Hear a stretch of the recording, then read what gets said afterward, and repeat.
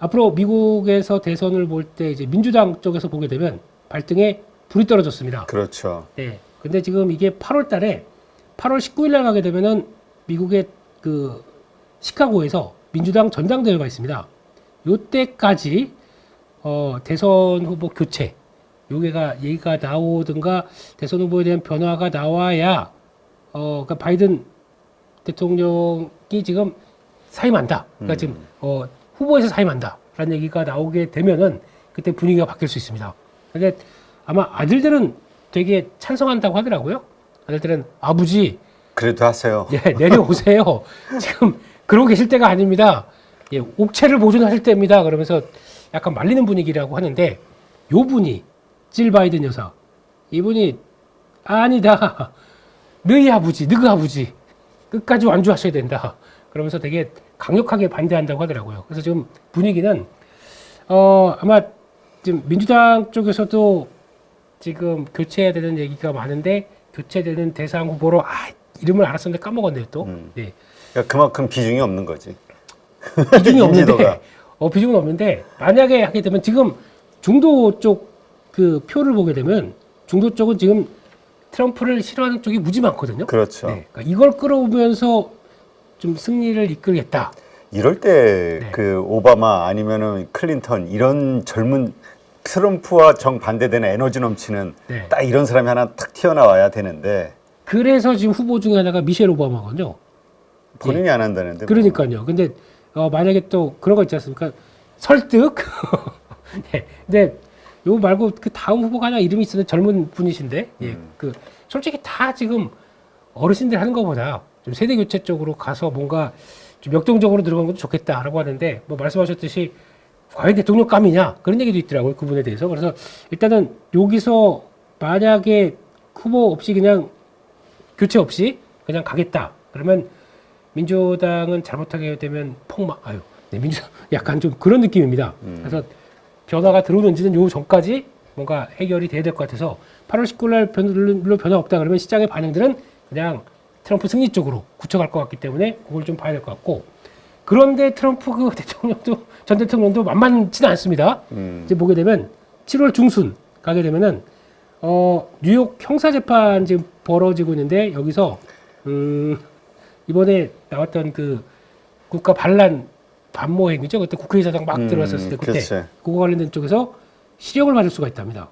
그러니까 예. 아마 저 바이든 진영의 그 완주를 하자 네. 이런 쪽에서 기대하는 게 아마 그런 것들이 긍정적으로 뭔가 자꾸 기대를 하겠지. 그런 것 같아서. 근데 만약에 그러면 이를 통해서 그러면 후보가 또 바뀌든가 뭐 이제 변화가 될 것 같고 그러면은 어부지리로 또 민주당이 이런 것도 또 하나의 변수가 될 것 같거든요. 근데 아마 실형 받지 않는 이상은 또 트럼프 전 대통령 건재 쪽으로 나갈 것 같고 그러다 보니까 지금 되게 변수가 조금 두 개가 왔다 갔다 하는 것 같습니다. 그래서 거기에 따라서 아마 관련주들의 관련주들의 변화도 나올 것 같고 또 여기에 눈치를 보는 게 뭐냐면은 이 얘기 또 엄청 나오더라고요. 주말에 CNBC에 나왔던 내용들 보게 되면 연준이 네. 이거 눈치 보고 있다 얘기를 많이 하더라고요. 그러니까 지금 금리 인하는 9월 기정사실로 많이 받아들인 것 같아요. 한 번은 할 거고 근데 그 다음이 문제다. 만약에 민주당 쪽에서 우세가 나오면서 민주당 쪽에 대한 무게가 실린다 그러면 11월이나 12월에 한 번 더 할 것이다. 라고 얘기를 합니다. 추가 금리나. 근데, 이제 공화당, 이제 트럼프 대통령이 되게 되면 지난번에도 그렇지만 인플레이션 다시 확 올라가는 걸 걱정을 많이 하더라고요. 그런 분위기라고 하더라고요.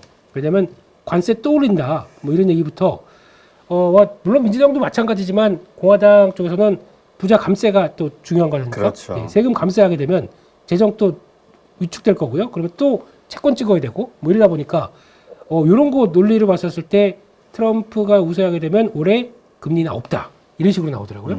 연준은 근데 거의 내용이 그래요. 그러면 저희가 알고 있는 연준은 뭐 정치 독립된 기관 뭐 이거 아니네요.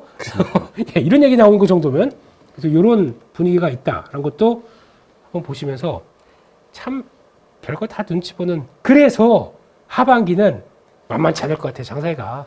예, 이거 미국 선거도 눈치 봐야 되고. 그러니까 막 변동성이 커질 요소들이 여러 개가 더 생겨버린 거죠 지금. 네. 그러니까 상반기에도 그냥 그런 거 있었죠. 그러니까 올해 시장 변동성 커질 것이다. 하반기는 변동성 더 커질 거를 염두로 하고 요거 하반기 키워드가 딱 하나가 첫 번째 변동성이고요. 상반기보다 더 커질 수 있습니다. 이건 주의하셔야 될 것 같고 두 번째 쏠림인데요. 네, 이거는 제가 보기엔 더 가속화될 것 같습니다. 그러니까 되는 것만 되고 안 되는 건 철저히 안 되고 이게 더 가속화될 것 같습니다. 그러니까 안 되는 거에서 되는 걸로 빨리 끌어올리는 전략들.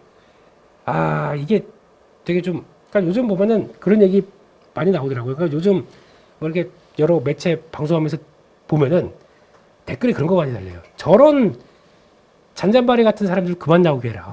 네. 맨날 가는 쪽으로만 계속 얘기를 하는 이게 말이 되느냐? 우리 같이 주식 투자를 할 때 꾸준히 가는 어떤 가치 투자자의 입장 쪽에서 싼 종목 거기다 베팅해서 계속 가는 게 더 맞지 않겠느냐? 이런 쪽으로 얘기가 나오는데 그러다가 지금 계좌 괜찮으셨습니까? 상반기? 그런 얘기 한번 드려보고 싶어요. 예, 지금 안 됩니다. 안 되는 쪽에 포지션 갖고 있어서 가치 투자라고 그래서 딱 자리 지켜봐야 계좌는 상반기는 그래도 코스피 지수 보게 되면 일단 누가 뭐래든 간에 그래도 지금 뭐 월봉상으로 본다고 하더라도 고가예요. 예, 6개월 동안 그래도 어기적 하면서 고가에 마감됐는데 이런 시장 분위기 쪽에서도 계좌가 만약에 여기 와 있다. 한 2,400, 300 수준에 와 있다. 그럼 지금 시장을 못 따라가신 거거든요. 그러면 왜 못 따라가셨는지 알고 그 변화에 대응할 준비를 하셔야 되는데 모르겠습니다. 여전히 엉덩이 투자, 물론 엉덩이 투자가 좋습니다. 근데 투자의 대상이 잘못되어 있다 그러면 엉덩이를 띄어서 다른 데로 가서 옮겨 앉아야죠. 그러니까 지금 우리가 쏠림 현상이 이게 이상한 거고 일시적인 거라고 생각한다면 주식시장에서 돈 벌기 쉽지 않을 거라고 지금 여러 전문가들이 이야기하는 분들이 자꾸 늘고 있어요. 의외로 쉽습니다. 그러니까 의외로 쉽습니다. 쏠림에만 잘 타면. 예, 쏠림으로 들어가야 돼요. 근데 그게 저희가 이걸 여기서 잘라서 글로 가야 돼 이렇게 고민이 있다 보니까 그 고민을 하는 사이에도 계속 벌어지고 있는데 그게 액션이 제일 중요한 거죠. 그래서 그게 하반기도 계속 들어올 것 같기 때문에 준비는 계속 하셔야 될 것 같고 보셔야 될 거라고는 생각 드는데 하반기 키워드라고 생각합니다. 그래서 그쪽 계속 체크해야 될 것 같고 그러면 하반기에도 물론 이제 여러 가지 변화 나오겠지만 이제 그런 거 있죠. 뭐 주도 섹터가 하반기 뭐겠느냐 이거는 뭐 계속 시장에 답이 있기 때문에 저희가 펼쳐지는 거 가지고 생각하지 못하겠다고 하더라도 뭐 일단 보게 되면 지금 다 아시는 것처럼 반도체는 계속 관심 있게 봐야 될 것 같고 그리고 제가 이쪽에 별로 관심이 별로 없었습니다. 자동차요. 자동차. 예, 이거는 그치. 예 관심을 둬야 될 것 같아요. 네, 그리고 이게 지금 보니까 요즘 보면 도요타 아시죠? 네. 도요타가 주가 보시게 되면 한번 볼까요? 이거 지금 시장의 자금이 어떻게 움직이냐면 지금 여기 나온 도요타가 여기 도요타 자동차 주가가 요즘 재미가 없습니다. 고점에서 쫙 빠지고 있습니다. 엔저인데 왜 이럴까요? 근데 얘기가 일본의 순환 출자 구조에 대한 문제가 있다 보니까 도요타에 대해서 그대로 지배력에 대한 뭐 여러 얘기 나오다 보니까 자금이 빠진다고 하네요. 네. 이거를 누가 받고 있느냐? 현대차가 받고 있다고 하더라고요. 거기 교체 자금, 아시아 쪽에서 자금 교체가 이쪽으로 나온다. 이렇게 나오더라고요. 그것도, 근데 그런 논리가 도요타는 지금 PR이 10배가 넘어갔거든요. 그렇죠. 예. 현대차 10배 넘어갈 정도다. 그러면은 아직 2배? 예. PBR도 좀 차이가 나는 것 같은데. 그렇죠. 한 배도 안 되고. 그러니까 이런 쪽에서 계속 매수가 들어올 수 있는 얘기들. 이게 제가 한 얘기가 아니고요. 예, 리포트에 나온 얘기입니다. 어디였더라? 시티였나? JP 모건. 참 그러니까 우리가 2년 전, 3년 전만 해도 네. 테슬라하고 그러니까 현대차의 전기차 시장이 과연 살아날 수 있을까? 네. 전부 부정적이었거든. 이제 부정적인 쪽이 더 많았었거든. 네. 근데 전환에 성공하는 것 같아요. 그래서 이제 관심권역 그랬다가 예전에 한 몇 주 전에 강조드린 현대글로비스 이게 이런 자리에서 출발해서 여기까지 왔지 않습니까? 근데 뭐 무슨 인베스터 데이 했는데 제가 보기엔 그게 아닙니다. 그게 아니라 준비하는 것 같아요. 지배구조 변화에 대한 준비. 그러면 이쪽 단기적으로는 지금 좀 많이 올랐죠. 그러니까 약간 정리를 하셔야 되겠지만 이쪽을 좀 생각을 해야 될 것 같습니다. 그래서 결론적으로 말씀드리게 되면 한국은 이제 주도 관점으로 봤을 때 놓치지 말아야 될 관심 계속 가져야 되는 게 반도체 맞을 것 같고 거기다가 자동차 그리고 또 섹터 쪽에서 나오는 거 하반기에 대해서는 어차피 수출 쪽에서 초점이 맞춰질 겁니다. 예, 수출이 이거마저 꺾이게 되면 이거 안 되면 다른 거 다 안 돼요. 그럴 것 같기 때문에 조선, 뭐 방산 이런 것들은 계속 주도적인 모습들로 가져갈 것이다 라고 보면서 거기에 속 맞춰가는 걸로 봐야 될 것 같고, 게다가 플러스 이제 나머지 이제 전력기기, 상반기에 강했던 거죠. 전력기기, 뭐 화장품, 그리고 또 음식료 이런 쪽들, 이런 것들은 계속 또 단기적으로는 7월 달에 또 실적 발표 있고, 거기다가 오늘 또 수출 동향 발표될 거고, 이런 데이터만 본다고 하더라도 계속 뭐 크게 꺾이지는 않겠지만 수출 데이터 발표하고 실적과의 간극이 수출은 잘 나왔는데 실적은 약간 미스가 날 수는 있습니다. 그 해상 운임 때문에. 예, 요거 고려를 좀 해야 될 것 같고요. 근데 요 부분이 어떻게 작용하는지도 한번 보셔야 될 것 같고, 근데도 아직 주도주의 지위는 크게 놓치지 않을 것이다 라고 봐야 될 것 같고, 또 하나 플러스 알파로 봤을 때 그것도 있을 것 같아요. 상반기엔 진짜 안 좋았습니다. 네. 하반기에는 고개를 들 가능성들, 이걸 봤을 때는 저는 엔터 쪽 보셔야 될 것 같고, 디스플레이, 이것도 LG 디스플레이를 사는 게 아니라 이를 통해서 나오는 OLED의 변화가 어떻게 들어가는지 하반기는 모멘텀 괜찮아질 걸로 보고, 그러면 이런 정도까지 큰 틀은 한번 잡아 놓으시고 보셔야 될 것 같은데, 수출 관련해서 변수가 그거 같아요. 지금 CCFI, 그러니까 차이나 운임지수, 컨테이너 운임지수죠. 이게 보니까 이거 매주 금요일 날 발표됩니다. 네. 그러니까 금요일 날 좀 약간 좀 해운주 조정받았다 그러면은 목요일 날쯤 한번 샀다가 뭐 다 아시는 것처럼 대한해운이나 뭐 작은 종목들 그렇다가 월요일 날 파는 것도 괜찮을 것 같아요.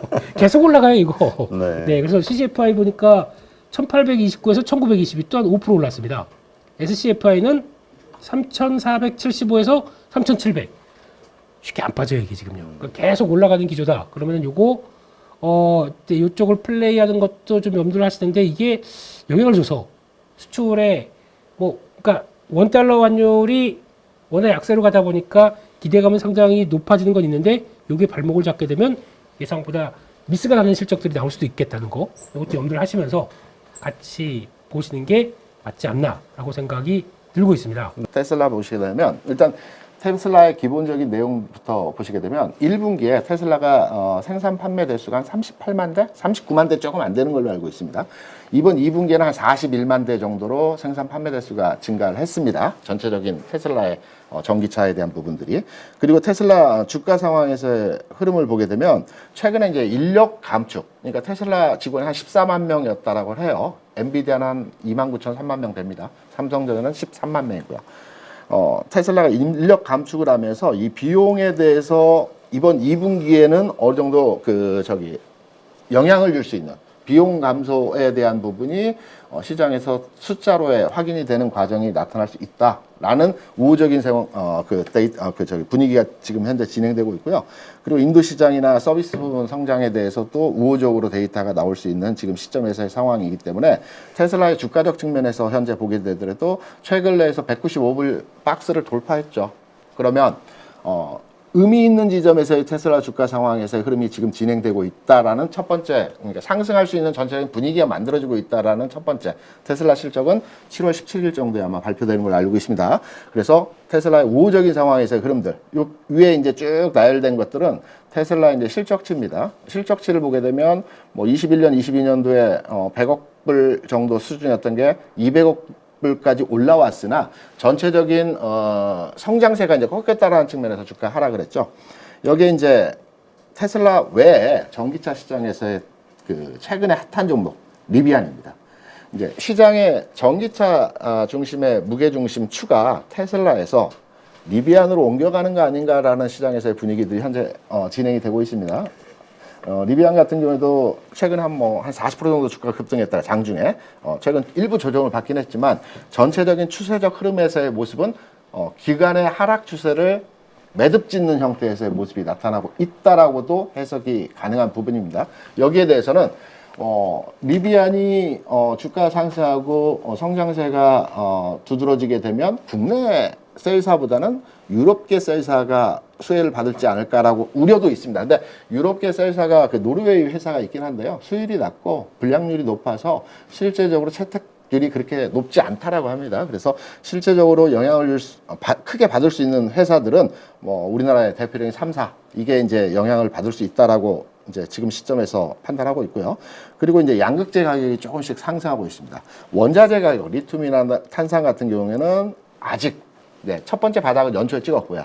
일부 상승하다가 최근에 다시 조정받고 있습니다. 여기 보시면 원자재 가격은 바닥 찍고 상승 이후에 뭐 두 번째 바닥을 만들어 갈지 아니면 추가 하락할지는 모르겠으나 두 번째 바닥 과정을 확인하는 과정에서 흐름이 나타나고 있고요. 양극재 가격은 바닥은 첫 번째 바닥을 현재 찍었습니다. 그래서 추가로의 상승이 나타날지 아니면 반등 일부 주고 다시 조정을 받을지는 모르겠으나 일단 1차 바닥은 찍은 것으로 확인되는 가격 수준에서의 상황입니다. 6월 10일까지의 가격 흐름에서의 상황입니다. 여기에 이제 2차전지에 대한 전반의 흐름들에 대한 내용들의 분위기들을 이제 제가 간략하게 정리를 했는데요. 기사에도 일부 나오긴 했지만, 캐즘이 최근 시장에서 2차전지 업종, 배터리 업종에 대한 부담이었죠. 일시적 그 감소율 현상. 근데 여기 이제 반대되는 의견들입니다. 4월에 미국 전기차 등록 대수가 14% 증가했습니다. 앞서 잠깐 말씀드렸지만, 테슬라의 생산 판매 대수가 1분기에는 38,9만 대 생산 판매되었는데 2분기에는 그보다 조금 늘었죠. 한 41만 대로 예상을 하고 있습니다. 이 예상 대수는 미국에서 주간 단위로 계속 나오고 있죠. 그리고 중국 같은 경우도 계속 나오고 있고 이 내용을 집계한 흐름입니다. 그래서 전기차가 조금씩 증가하고 있다. 아직 완전하게 회복 단계는 아니지만 증가하고 있다는 부분이고요. 그리고 가격 인하 정책에 따라서 제품 판매도 촉진되고 있고, 그리고 뭐 포드나 뭐 현대차, 특히 우리 현대차가 이제 그 전기차 시장에서 괄목할 만한 흐름에서 진행이 되고 있다라는 점. 그래서 이런 전반의 내용들을 종합해 보게 되면 2분기 저점으로 해서 하반기 실적 개선이 예상이 되고 있다라는 부분에서의 어떤 그 전체적인 시장 분위기를 우리가 읽어볼 수 있고요. 여기 하나 더 이제 기술적으로 들어가서. 우리가 이제 이차전지를 말할 때 반도체의 업황과 이제 흐름을 추적해서 유사하게 의미 해석 분석을 합니다. 제가 보는 관점도 그러한 해석으로의 연결점입니다. 주가의 바닥과요, 산업의 바닥은 대략적으로 한 6개월 정도 시차를 줍니다. 그러니까 시차라는 게 주가 바닥이 먼저 나오고요. 그리고 그 산업의 저점을 통과하는 산업의 저점은 한 6개월 정도 시차를 두고 6개월 즈음에 그 산업의 완전한 최악의 상황에서의 흐름이 나타납니다. 하지만 주가는 산업의 바닥을 찍기 이전에 바닥 찍고요. 업황이 안 좋음에도 불구하고 주가는 올라갑니다. 이런 과정에서 흐름들이 대부분 지금까지의 흐름에서 나타났습니다. 반도체를 한번 들여다보겠습니다. 그리고 2차전지도 한번 연결지어 설명을 드려보겠습니다. 지금 보시는 삼성전자의 주가 상황은 22년 6월부터 현재 시점까지의 주가 상황이고요. 우리가 이제 삼성전자 바닥을 찍었던 지점이 아마 이게 9월 30일, 10월 뭐 요때입니다. 22년도. 이때 5만 뭐 한 2천 원 정도 바닥을 찍었죠. 이때는 반도체 경기가 안 좋긴 하지만 아주 극단으로 최악의 상황. 그러니까 삼성전자의 반도체 실적이 적자로에 완전히 전환된 상황은 아니었습니다. 이 상황이 안 좋은 과정으로 진행되는 흐름의 주가 바닥을 찍었죠. 그리고 삼성전자의 경기의 바닥, 산업의 바닥이죠. 반도체 산업에 대한 바닥은 언제 나왔느냐? 23년도 3분기, 2분기, 3분기에 나왔습니다. 이때 삼성전자 실적이 물론 당연히 적자죠. 근데 반도체 부분이 굉장히 크게 적자가 났습니다. 이때 4조 원이 넘는, 그러니까 두 분기 연속에서 4조 원이 넘는 적자 규모를 달성을 했죠. 그럼 4조 원이 어느 정도 수준이냐? 삼성전자 가장 호황일 때, 21년 4분기 이때 반도체 부분에서 영업이익이 10조 이상 만들어냈습니다. 그러니까 10조 이상의 영업이익이 났던 부분이 불과 1년도 안 돼서 마이너스 4조 원으로 줄었기, 4조가 너무 거의 5조 가까이 늘어났었습니다. 그러면 15조 정도의 반도체 부분에 감소율이 진행되었던 상황이었죠. 이게 지난해 2분기, 3분기에서의 상황입니다. 이때 바닥을 찍었죠. 우리가 바닥은 아무도 모른다고 하죠. 지나고 나서 보니까 바닥이었다라고 이해를 하는데 이때 반도체 업황에 대한 전반의 분위기는 뭐 극단의 상황이었습니다. 하지만 반도체 저점을 찍고요. 올 1분기 흑자로 돌아섰죠. 이번 분기에 뭐 시장에서는 뭐 그 눈높이가 높아지고 뭐 여러 가지 얘기했지만 너무 그 범위를 넓게 잡았어요. 반도체 흑자 비중을 3조에서 5조. 굉장히 크죠, 스펙트럼이. 저는 한 4조 내외 흑자 수준에서의 달성 가능성이 있다라고 보고 있습니다. 근데 삼성전자 실적은 이번 2분기 실적보다도 낸드 쪽이 올해 흑자가 달성될 가능성이 높다라고 하죠. 그리고 3분기부터는 HBM 납품이 가시화될 겁니다. 그리고 D램 가격에 대해서도 1분기에 13% 상승했는데요. D램 가격이 2분기에 삼성전자가 최근에 2, 3분기에 또 15% 정도 인상한다고 합니다. 그러니까 D램과 낸드 쪽의 가격 인상 효과가 3분기에서부터는 이 숫자적으로 아주 크게 진행이 될 겁니다. 그래서 3분기 실적은 이번 2분기 실적보다는 3분기 실적에서 아주 두드러진 현상에서의 실적 개선치가 나타날 수 있다라는 점도 하나 체크하시기 바라고요. 이러한 흐름에서의 반도체뿐만 아니고 모든 산업에서의 주가 저점과 흐름이 나타납니다. 그러면 삼성 SDI 셀사의 대장주는 LGsolutions이긴 하지만 LGsolutions은 22년도에 상장됐죠. 그래서 그 2차전지 전체의 그 가격 지점에서의 흐름을 판단하는 측면에서는 SDI가 조금 일반적이라고 저는 판단해서, 그리고 앞으로 주가 흐름에 있어서 SDI가 우호적이라고 판단합니다. 배터리 수출 최근 상황을 보게 되면 마이너스 25%, 20% 오늘 이제 추가 수출 데이터 나오고 있죠. 19.5% 이제 감소 추세가 줄어들고 있어요. 조업일수 감안하면 마이너스 15%대. 이번 그 실적, 그러니까 6월 수출 데이터가 오늘 나오는데요. 여기서 만약에 한 자릿수로 반도체 수출 데이터가 감소율이 줄어드는 내용이 나온다. 그러면 흐름에서의 완전한 개선이 나타날 가능성이 아주 높습니다. 한 자릿수 나오는지, 마이너스이긴 마이너스인데 감소율이 한 자릿수인지 한번 판단하시면 될 것 같습니다. 그리고 주가의 바닥은 지난 1월에 저는 찍었다라고 보고 있습니다. 그래서 산업 자체에서의 저점 통과 기준은 바닥이 1월이고요. 1월 말이니까 1, 2월이고요. 여기서 6개월을 더 하게 되면 7, 8월 이때 반도체 산업이 플러스로 전환되는 흐름에서의 모습이 나타날 가능성이 높다. 그러면 주가는 여기에서 턴어라운드 하면서 점진적인 상승의 흐름이 나타날 가능성이 아주 높다. 산업 자체는 아직까지는 좋아지질 않고 있지만 올 하반기에 데이터적으로 좋아지겠지만 주가적 상황은 미리 움직인다는 반도체 흐름에 대한 내용을 기반으로 해서 설명드린 내용이고요.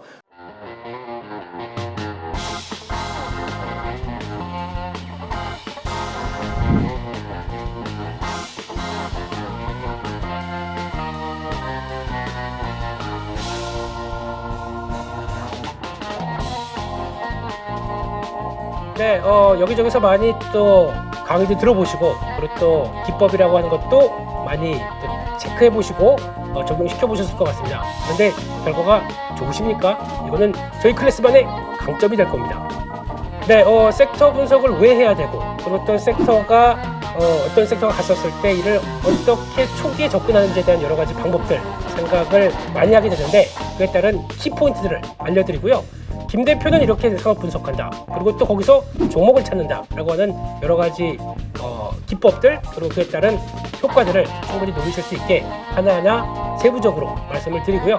관심 종목까지 같이 스터디를 하시면서 충분히 시장을 끌어가실 수 있도록 그렇게 말씀드리도록 하겠습니다. 네, 라이브를 충분히 활용하겠습니다. 거기서 나오는 질문들, 그리고 또 매매하시다가 요런 때 참 애매할 텐데 라고 하는 제가 겪었던 부분들 그대로 담고 또 문의가 들어오게 되면 충분히 안내를 드리겠습니다. 이거는 저희 클래스만의 강점이 될 겁니다.